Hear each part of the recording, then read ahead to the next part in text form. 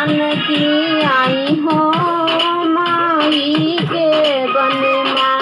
जल भर में जानकी आई हो माई के बन माँ।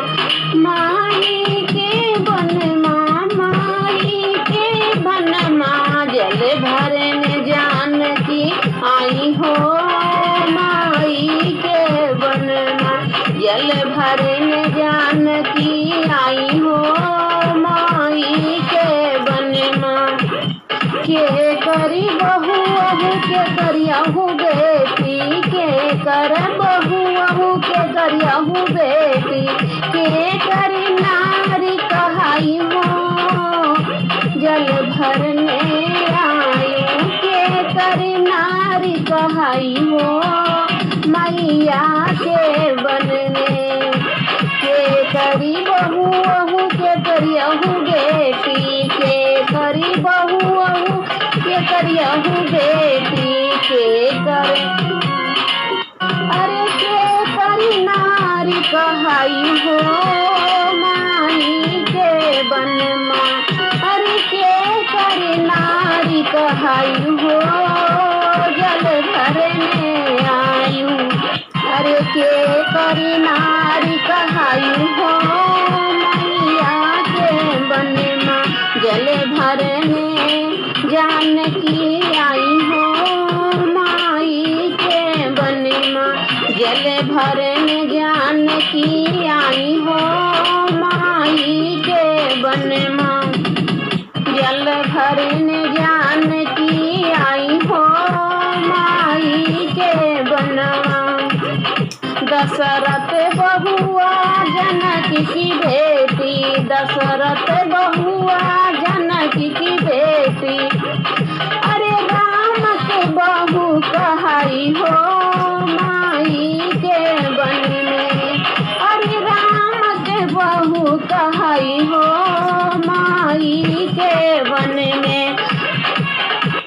अरे राम ही नारी कहाई हो माई के बन माँ।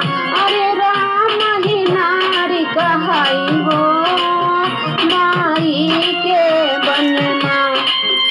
जल भरने जानकी आई हो माई के बन माँ। जल भरने जानकी आई हो माई के बन माँ। जल भरने जानकी आई हो माई के बन माँ। काहे के मेटकी काहे के गोड़ड़ी, काहे के मेटकी काहे के गोड़ड़ी। अरे काहे के डोर लगाई हो माई के बन माँ। अरे काहे के डोर लगाई हो माई के बन माँ।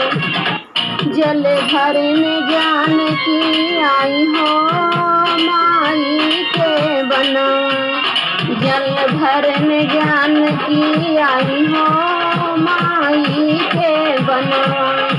माई के बनवा, माई के बनवा।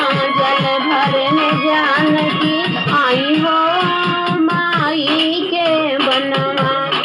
जल भरने जानकी आई हो माई के बनवा। सोने का मेटकी रेशम की, सोने का सोने का मेटकी रूपन के गोड़, सोने की मेटकी रूपन के गोड़। अरे रेशम डोर लगाई रे माई के बनवा। अरे रेशम डोर लगाई रे माई के बनवा।